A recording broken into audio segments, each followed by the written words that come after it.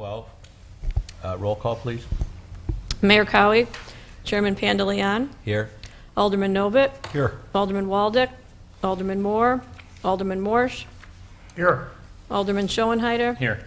Alderman Palmer, Alderman Adelman. Here. Mr. Chairman, we have a quorum. Thank you. The first item on our agenda is consideration or approval of the minutes from the Finance Committee meeting held on November 21st, 2011. Any notes, suggestions, comments, corrections?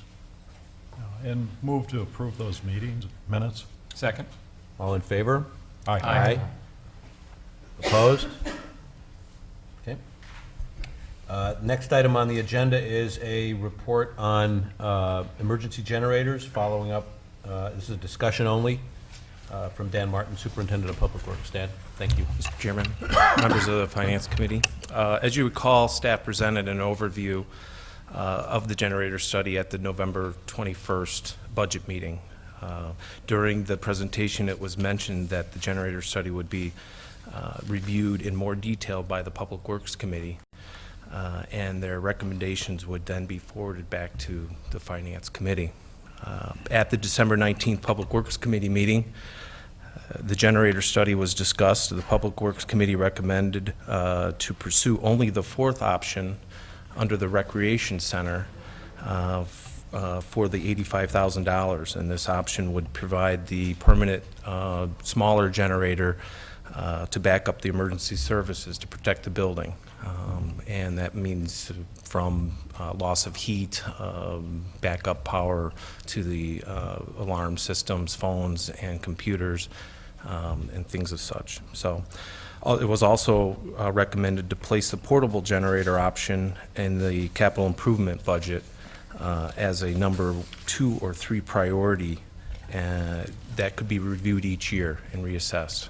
So if the Finance Committee agrees with the Public Works Committee staff, staff will proceed by having the design specs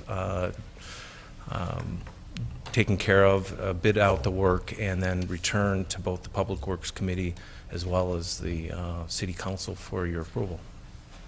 And if there's any questions or further comments, we can address those. Questions or comments from the City Council? Or the Finance Committee, I should say. No, and we did have full opportunity to discuss it at the Public Works meeting. And again, we visited the issue with the one building that we are going ahead on. There's a particular need where if there was power outage for a long period, there'd be potential damage to the building. We're addressing that. And again, year-to-year basis, hopefully we won't have 100-year storms every summer. Possibly I'm wrong, but again, I think we've studied it, and expense-wise, it might be a little overreaction to go beyond what we've already approved and discussed. I guess the one question I had was how you came to the conclusion that the municipal services building did not need to have full backup. 100% backup? Right. Okay. I mean, that kind of seems to me as kind of a command and control center for emergency situations for the, city operations. So that just struck me as sort of a place where you would expect to have full backup.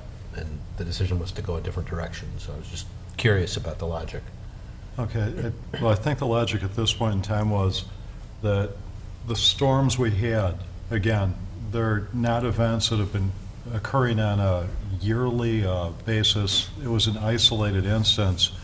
We have 30% capacity where municipal services can function in the event there is a power outage in the town, and balancing the expense that would be incurred to bring it up to 100% capacity might not be merited by the kind of sporadic need.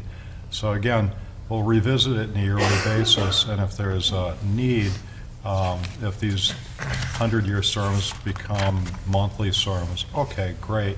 We've visited the cost, but at this point in time, we just don't think it's a necessary expense. Did the municipal services building go out in any of the storms we had last summer? No, they did not. No, we had sufficient, and I think we felt, and Dan, you should elaborate on this, I think we felt we had enough backup there that was able to meet all of our needs. And so we didn't think an additional investment was necessary to get to that 100% level. Throughout that area, the Conway Park area, the all new infrastructure is a service. lot newer, it's Yeah. underground. Yeah. It did So, not Much get different affected by the situation. windstorms. It's a much more reliable electrical source out that way. So we have not lost power out there. We've only lost sporadic power since we moved in 2009, so. And then we have a big investment in the new cryo facility. And so in the basement, there's a lot of expensive equipment and things, and we didn't have some pumps were not in backup system. Right. So that just kind of made sense that- Okay. for protection purposes. But we thought the other stuff to go to all the other buildings was a little bit overkill.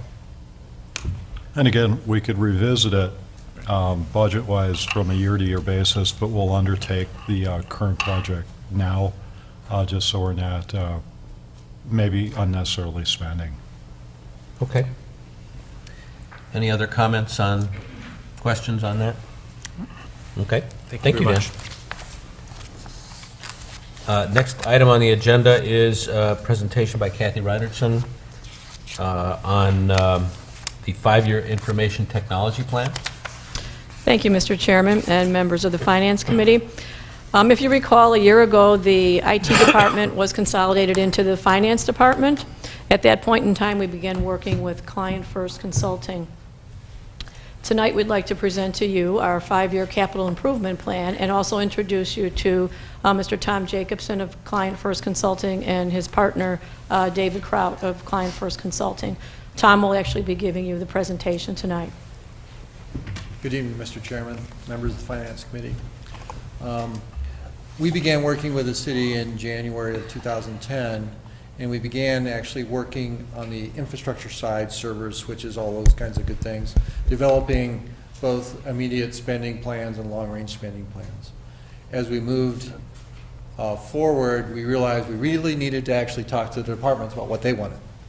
So later on in the year, after we felt like we had a good handle on the infrastructure, we began the process of interviewing the departments, and I'll walk you through the results of that. Here's our agenda for this evening. Again, my name is Tom Jacobson. My partner is David Kraut. We are the principals of Client First Consulting. I actually run the Illinois side of the business. David runs the California side. We do work in both places the majority of the time. Here's a summary of some of our clients. Northfield, Highland Park. We were just at Libertyville earlier this evening. Naperville are some of our local clients, Lincolnwood. And in California, we're offering tours of the city of Laguna Niguel. Right in Orange County, it's just like one set of hills away from the ocean. It's a good place to get away from right now. I'm leaving tomorrow morning and going there, so. Oh, great. I'm the IT manager Business. for them. So I'll be there next week. Our methodology, initially we held needs assessment workshops with the various departments to discuss their needs. We had each department fill out questionnaires. We tabulated the results and then reviewed those questionnaires with them. We then went away and developed our preliminary recommendations and brought those recommendations along with preliminary budget numbers and our recommended priorities back to the department heads. We had a meeting with the department heads where we discussed our recommendations, and the department heads then worked with us to prioritize their needs. So this is a interdepartmental plan. And then final report and presentation. The purpose, we really are not interested in introducing new fancy systems to the city. What we're really interested in is focusing the current set of applications on your needs and improving productivity and saving time and improving utilization of those applications over time.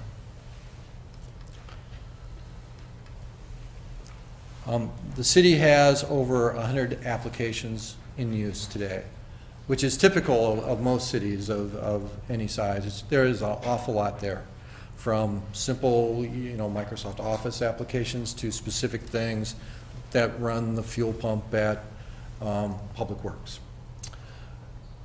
The city also has limited application support resources, meaning the staff in the IT department is mostly technical in nature, and they don't have a lot of time to help the departments with business process improvements and those kinds of things.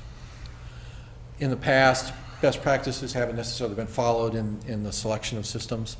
The phone system is older and is due to be replaced later on in this plan.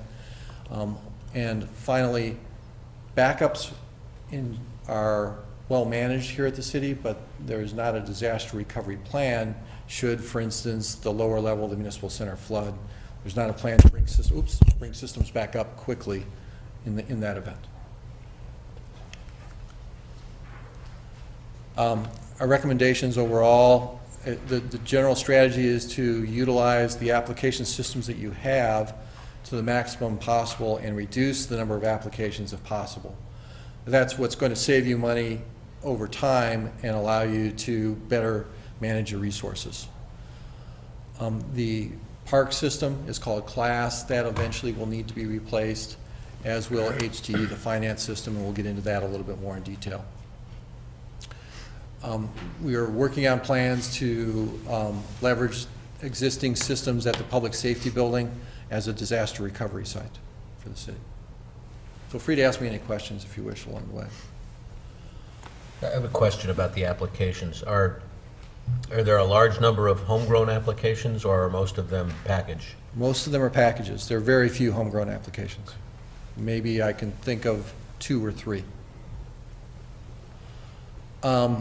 Work orders. Work orders are, for instance, a citizen calls and says we need to fix potholes in the street. Public Works would create a work order, which would then dispatch a team to go out and fix the potholes, and they could use this work order to track all the costs associated with that and to track the costs associated with all pothole repairs. So they would do that automatically through the system. A product was purchased named CityWorks, was purchased in 2003. It was implemented in parts of the city. A complete implementation of a work order system is as complex as implementation of a finance system, because again, you are tracking costs through all these things. Plus, you're dispatching folks. You can assign trucks to things and all those kinds of things. Now, since 2003, when the product was purchased, many more products are available in the marketplace.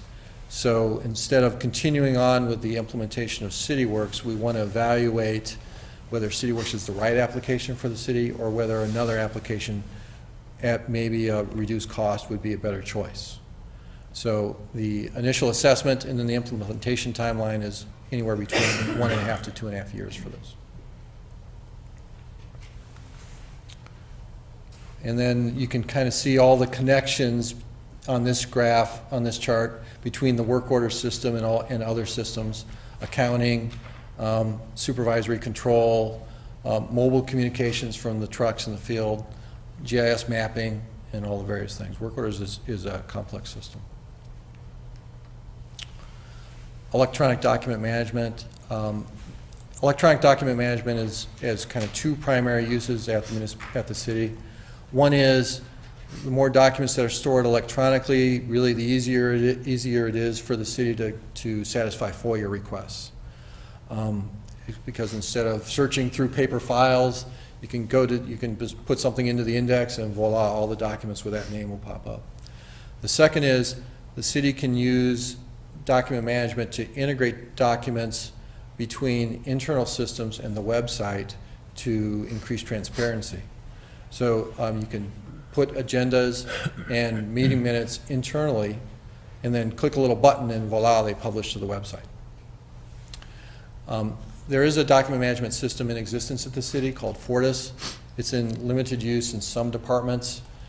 Expanding that throughout the city will give you long-term benefits, especially as it relates to time spent on FOIA requests. And right now we're in the process of working with the city.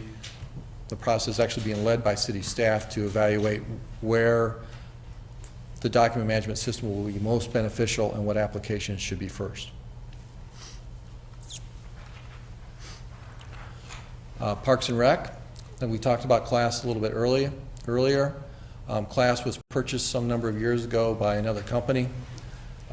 Class actually, you can't find it on this company's website. So the product is at some point going to no longer be well supported by that company, and the city will be faced with a replacement of the system. This company, Active Networks, actually, they make a cloud-based system, which would be a viable candidate, but the system is based on a set of fees related to exactly what kinds of transactions folks do in a community. And for some communities, it's cost-effective, but if you have kind of the wrong mix of uses, it's not cost-effective. So it'll need to be evaluated at that time. That's scheduled for, I think, 13-14 budget year. Website replacement. The city's website runs on technology that's 10 years, or in our world, that's 10 years is 3 generations old. We actually took staff through some additional training on how to update content on it earlier this year, but the product actually doesn't even work with current Windows 7 operating system, so we're having some struggles with it. We're working on an RFP to redesign the website, to incorporate more e-government modules and to integrate core business applications better into the website. I think this process will be very helpful to the city and to the city's way of communicating with its citizens. Moving forward. Here's a summary that I think you've seen before of the expenses related to the plan. One of the things that we did as a part of the process is we spread the expenses out over the 5 years to try to minimize the financial impact. There's obviously way more detail than this. If you'd like to ask me any questions, that would be great.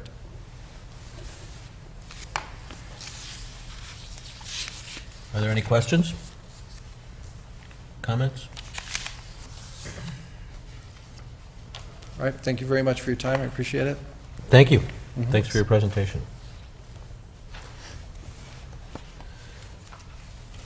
Kathy, any follow-up comments from you? Just a short one. We have really had a lot of fun in this one-year process. I think we've progressed quite a bit, and I think you all know Mr. Joe Gabansky, who is the Assistant IT Director. He's been very helpful, along with Client First, to get to our first ever 5-year IT capital plan. So we're really happy with the progress we've made. Thank you. There are a couple of things that are going to come up on the City Council agenda that we thought we might cover here in the Finance Committee. The first of which is a report on the rehabilitation of one of the bridges in town, and then the second of which is the lease assumption proposal in the West Side train station. So we'll let Ramesh come on up and give us a rundown on the bridge on Woodbine and Lake, and then move on into the discussion of the Northern Trust, Lake Forest Bank and Trust transition at the train station on the west side. Thank you, Chairman, members of the council. Before I go on with the Lake Woodbine Bridge, I just like to update all of you regarding what the bridge is and how the bridge funding goes and the phases, so that we'll get a better handling, and then I'll talk about Lake Woodbine Bridge. City of Lake Forest owns and maintains 14 vehicular bridges and 9 pedestrian bridges. Over the last 20 years, we pretty much rehabbed 12 vehicular and 7 pedestrian bridges. The sufficiency rating is what all bridges in the United States are given. It's a number from 0 to 100, 100 being the highest. If a bridge gets reconstructed, it gets usually a 90 rating. The way IDOT and the US DOT work with the sufficiency rating is any bridge which is less than 50, it is eligible for funding to be reconstructed. And if the sufficiency rating is less than 80, then you can do the rehab. Rehab means you can just replace the deck, railings, or any of those structural improvements. The bridge funding for city to be eligible or any public body to be eligible, it has to be part of a federal program in the National Bridge Inventory. They call the NBI report. Any bridges in the city which are eligible for the federal funding should be included in the National Bridge Inventory. As part of that requirement, we are required to provide a 2-year inspection on all city bridges to IDOT, and IDOT takes a look at the report, and then if we have to do any follow-up inspections, then we got to comply with that. That also helps us in securing what we call is the grant funding under the Highway Bridge Rehabilitation and Replacement Program. We call it BURP, but you can call it BRP, BRP funding. And over the last 20 years, city secured over $5 million in grant funds to repair and replace city bridges. Most of these fundings are 80% federal and then 20% local match. The bridge construction phasing, it's a lengthy process since it involves federal money and the state and the local. We do the phase 1, which is just preliminary engineering, and then we go to the design engineering, which is final set of drawings, and then the construction. The timeline for the entire phase is anywhere from 3 to 6 years. Each phase has to be approved by IDOT. We just cannot start on phase 2 without securing the funding first, because IDOT has to lead the project. And then phase 1 and 2, because they involve consulting engineers, they like us to pay up front, and then we seek the reimbursement.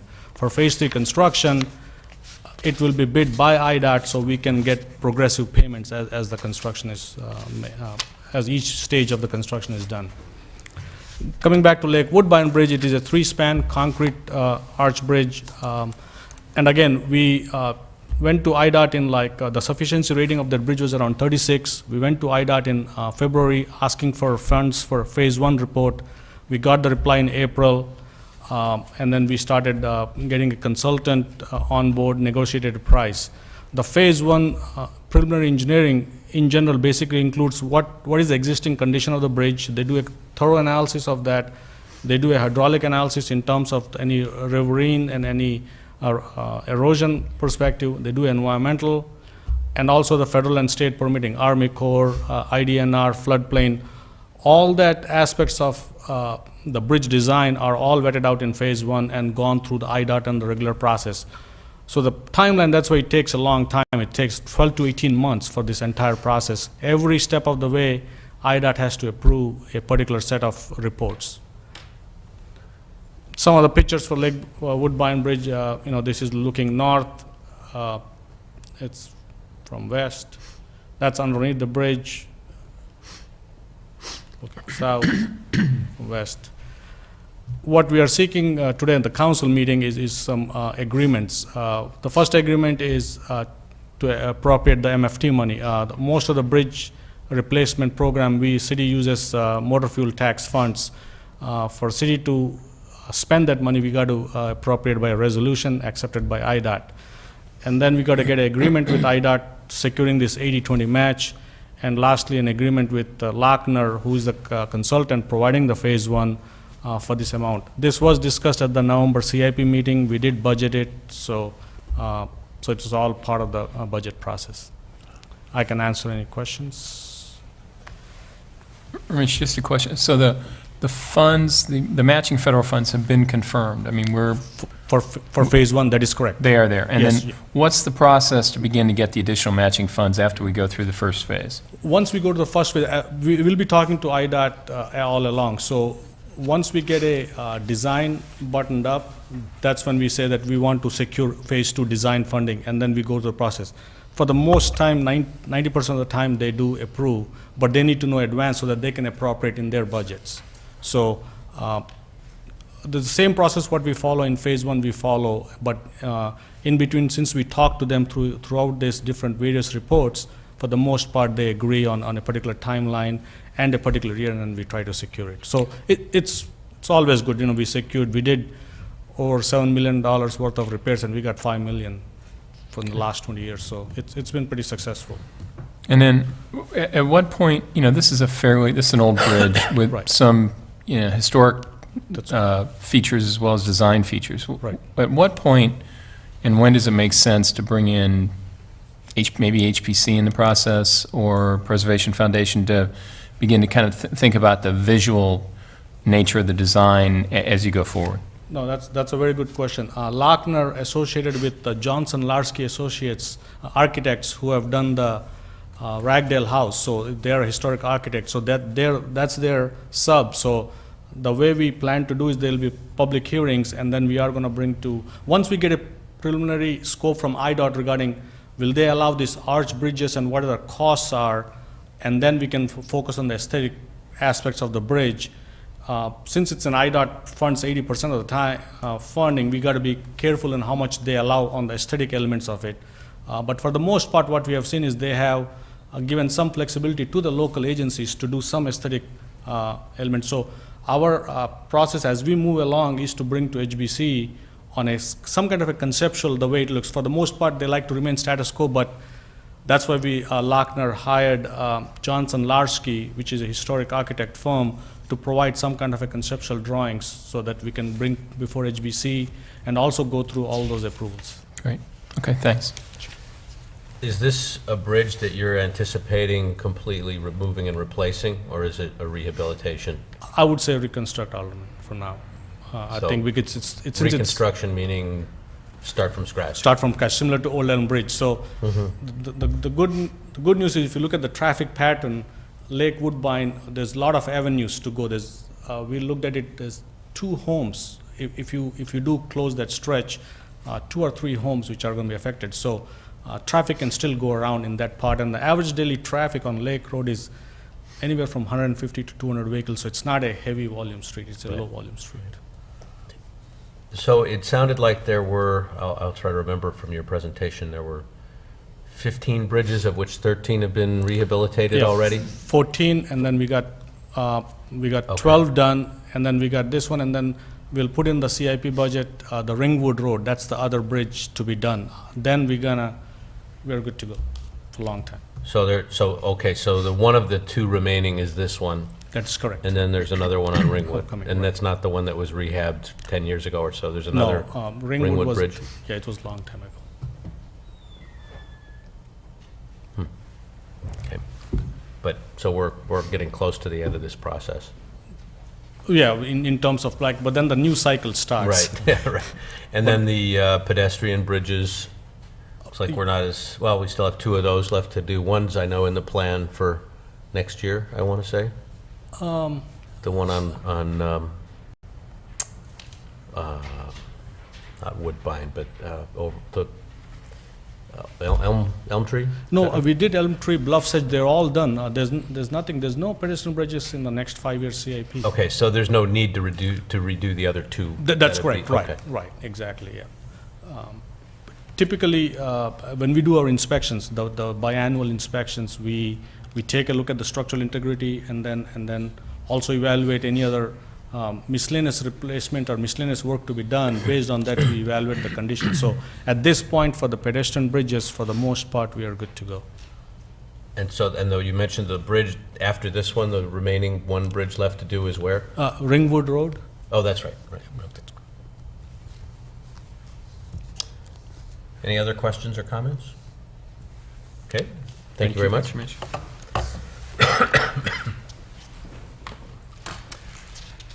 The next item on our agenda, our expanded agenda, is a discussion about the lease assumption at the West Side train station. And I guess, Karina, you're going to present that? I am. Thank you, Mr. Chairman and members of the committee. As a courtesy, Northern Trust advised the city that they were actually planning on selling the 959 South Waukegan building. And it was actually until the paperwork was finalized that the city found out that Lake Forest Bank and Trust purchased the building from Northern Trust. As a business plan, if you will, Lake Forest Bank and Trust decided to start, actually knew that they have tenants not only at the West Lake Forest train station, not tenants, but they're employees at the West Lake Forest train station, as well as employees at the building on Waukegan and Conway. their business decision was to condense all of them and put them all in one building. Well, it turns out that actually it worked out really well, that in the current lease with Lake Forest Bank and Trust, there is a section in there that basically allows them to sublease the premises based upon the fact that all of the obligations will be met from the potential tenant. With that being said, Northern Trust would like to assume the lease from Lake Forest Bank and Trust under the same conditions and obligations. You'll see it at your dais, and as well you received an email that we received notification from Northern Trust discussing and outlining their plan of operations, if you will, for the Westlake Forest transaction. So unless you have any questions this evening, staff is going to be asking you to assume the lease. So Lake Forest Bank and Trust will allow Northern Trust to assume it. Do you have any questions? I had a question from my two esteemed real estate expert colleagues that are on the board here. But do you take this opportunity to renegotiate a long-term lease for the property, or just wait till it runs out and do it? Go ahead. I'll let. Oh. Go ahead. I would say it depends on what the circumstances are. I was going to ask Karina. Well, here's a big, blue chip client. Why would we just take that opportunity to ink a long-term deal if they seem to need to do it? It depends on what's happening here. And my question to Karina was going to be, are they asking to assume the existing lease, or are they asking to enter into a sublease with Lake Forest Bank and Trust? They will actually be assuming the current lease, and the reason why we didn't negotiate a long-term lease is because of the fact that since Northern Trust was turning their building over to Lake Forest Bank and Trust, they still wanted to ensure that they had an operation on the west side of Lake Forest. Mm-hmm. So knowing that we would be able to finish this process quickly, we knew we could finalize this, button this up, and then start on the next aspect of the long-term lease negotiation. And how long does the lease have left to run? Just till September. Mm-hmm. Okay, so that's going to take you probably that long to negotiate it anyway. And do they have a right to an assumption? Like they would have a right to sublease? The lease provides that they have the ability to assign the lease only upon the city council's approval. And that's why it's before you tonight on the city council agenda, to get that approval so that the assumption can occur and they can move forward on the swap, if you will. But the facility will be up and running when? Based upon this evening's approval, Northern Trust is actually going to start working on sprucing up the building within the next month or so. And they will probably open up within 2 months at max. But we still have internal processes, such as working with community development, depending on what type of design they need to do inside the building. Mm-hmm. Lake Forest Bank and Trust was moving this week out of their old premises into the new building. So Karina, to clarify, you have had discussions with the Northern about extending the agreement? Yes, I've actually spoken with Martha Hinchman, and as a matter of fact, we spoke this afternoon, and she is very interested in negotiating a long-term lease. We wanted just to complete this as quickly as possible, so that they can get their operations up and running. Because they don't have a presence now on the west side. Correct. Yeah. Have we done an appraisal of what commercial rents are today, what it would be for that space if we were starting from scratch compared to what the terms of the lease are? Are they up, are they down? We did it 5 years ago when Lake Forest Bank and Trust renegotiated, and as part of the process, we will end up doing that again. It's interesting. It'll be interesting to see how that goes vis-a-vis the similar study that's being, I guess, done for the East Side train station. I mean, completely different traffic patterns and so forth, but similar kind of facility. You're absolutely right. Right now, we only have 2 tenants out at the Westlake Forest train station. Not to say that there isn't other opportunities there for build-out if we wanted to, but you're right, there is different traffic patterns, different numbers of commuters, Yeah, the car counts are car completely counts. different. And Karina, do we know if they're looking for any different signage or anything that needs to go to community development that would change the physical nature of the facility? At this point, they're going to be submitting their drawings to us, which would probably include any and all signage. So I know that we will be including community development as soon as we receive that. But we were just waiting on the approvals. Okay. But they're ready to go. Any other questions, comments, thoughts? Okay, so this is information only at this point, but we'll be asked to, I guess, vote by our mayor in charge. Correct. Okay, well, I think that that completes the agenda. Maybe we could touch on the If it would be worthwhile, we could also talk about the political political signs. sign. Oh, I'm sorry, okay. We can be shooting for a Luby, which Can may be complete- renamed to a Schoenheider, Try to- if that's the way it works. Shoot a looby, there we go. Shoot We're for a getting looby. Do you pretty want- close here. Getting close. Kathy, do you want me to just give that a quick We overview? have to make a run for it. Although the Director of Community Development is able, willing, and desirous of making a presentation, let me give a real quick and dirty on this. You may recall, or some of you may recall, about 6 years ago, I believe, the city reviewed at some length its political sign regulations. And those sign regulations were amended to reflect a dual approach to political signs. One approach involved what I'll call general message signs, and the other involved political campaign signs. The nomenclature was a little bit different, and it was really to comport with U.S. Supreme Court First Amendment determinations as to the requirements for permitting such signage. The effective regulations were that for the campaign signs, they would be allowed to be at the front lot line of any property. They would be unlimited as to the number of signs with respect to different races, but there would be no more than one sign per race, certain size, certain height, etc. The General Assembly in Illinois recently amended the law, amended the law in Illinois applying to home rule as well as non-home rule, saying that we would not allow time limitations on any kind of political signs. Our former regulations had provided that the signs had to be, or could only be up a certain period before the election and had to be removed a certain period after the election. At the same time, the General Assembly did reaffirm that regulations as to size and setback were allowed. The city had undergone a very thoughtful process, I think, some years ago, and given the nature of the change in the state legislation, we didn't really need to change the policy, we just needed to change the labels.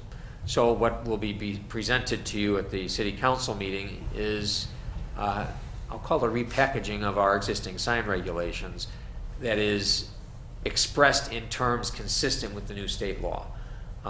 So that's the legal nub of it. Kathy may want to offer a little bit of planning perspective on it and maybe a little more history. No more history, I think you covered that. But essentially, wording changes to satisfy the city attorney and the legal requirements. From a practical perspective, nothing changes. And just to show you, with respect to election signs, the election signs will still be allowed to be put up once the ballot is certified for the March election. That will be January 18th.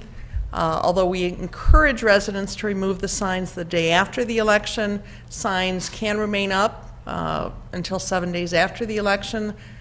Campaign signs must be displayed on private property, but they can be displayed within the setback during the period preceding the election. One sign per candidate or per issue is permitted on the property, and signs can be a maximum of 6 square feet and 4 inches in height. Again, no change with respect to this. The wording just conforms to new legal requirements.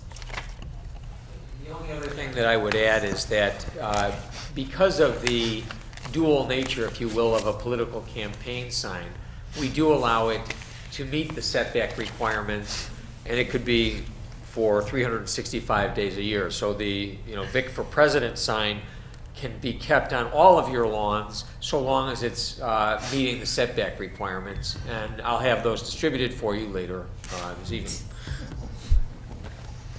Kathy, I did have a question. You mentioned signs, it says signs must be removed within 7 days, but you'd like them to be removed immediately thereafter. Is 7th day a state statute, or is it something we've always done, or can we change that now that we're modifying this ordinance? And let me be clear, the signs need to be removed from the setback, but as the city attorney said, the signs can be pulled back and remain on private property. I will let Vic respond to the 7 days. The 7 days is simply our current policy based on the ordinance that we have in effect today. That was I believe that we've had that actually even before the reexamination some years back. And that was a very common time period, the week after the election, get them down. The one day is simply an encouragement, not a requirement. The state statute, because it said you can't have any time limitation, we simply adjusted the setback, and when we're allowing the more liberal setback standards, which happen to coincide with the election period. Okay. And I should say, and I'm going to be speaking a little bit out of turn, maybe Kathy will confirm this, I don't think we've had a lot of difficulty in terms of compliance with that 1 week period. Right. So it seems to be something that people understand, and for most people, they don't really have any great hankering to keep the signs beyond the election period. And no one feels compelled to shorten that time frame? My recollection is when or the that it's council viable. discussed it previously, that we left it as encourage signs to be removed. After the election, I think the pressure's off. Okay. The biggest issue with election signs is really prior to the election, signs being located in the city right-of-way or in the state right-of-way. We get many complaints about that, whether it's election signs or other types of signs. So it's really within the city right-of-way that staff spends the most of its time. I should add also, the 7-day period afterward was really developed from more or less federal case law on First Amendment. The new requirement was simply a state law, not based on First Amendment, but based on zoning authority. So the state actually reduced the city's zoning authority in terms of the restrictions we could have that are temporal, but not in terms of spatial and setback restrictions. So again, that's why we're, the ordinance that we did and that's in place today is fully conforming with the jurisprudence affecting political signs and First Amendment. It's the new statutory change that requires us to jockey the words a little bit to make it comport with the state law. And just to fill our remaining 5 minutes, we're trying to be creative. There's 2 different classes of sign, and one being a political election sign versus political message. And if I'm reading this, basically, if it's a political message sign, as long as it's not on the public right-of-way and conforming with the size regulation, you could display a political message sign whenever you please? Let me clarify one thing. We don't allow these signs in the right-of-way at all. We allow them up to the right-of-way line, but not in the right-of-way. And if you want to talk about it in terms of Venn diagrams, the political campaign signs have complete union with the election, or I should say complete intersection with the elections, or with the campaign. I'm getting this all wrong. Be easier to draw. The subset of political campaign signs is coextensive with political message signs, but political message signs can in fact include other political signs than the campaign signs. Okay. But we do allow, if they're the campaign signs, that during this election period, they can move forward to the right-of-way line on a property. For the limited time period Correct. described. Otherwise, they have to migrate back to the setback. And you're free to keep them up there basically as long as you please? Right, there is one other difference. The campaign signs during the campaign period, we don't have any maximum square footage of signage on a lot. We have a maximum square footage per sign, we have a maximum number of signs per issue or candidate, but we don't have a maximum amount of signage. So someone could literally have a sign for every candidate and every issue on the ballot strewn upon their property, and we would not have any restriction on that during the campaign period. After the campaign period, the total political sign area is 30 square feet, so they're going to have to start either shrinking the signs or threshing through which of the signs they would allow. Okay. And that should simplify it for everyone. That part doesn't. Again, at least for those who have done this before, nothing will change, just the language. Okay. And I guess we still need to have public comment opportunity beforehand, so just a reminder on that. Okay, so any other questions or comments? That concludes our other business. The next item on the agenda would be an opportunity for the public to address the Finance Committee. Are there any members of the public that would like to address the Finance Committee? There being none, we will move to adjournment. I'd entertain a motion. So moved. Second. All in favor? Aye. Opposed? Okay, meeting's adjourned. Thank you, everybody. Council will begin in about 5 minutes.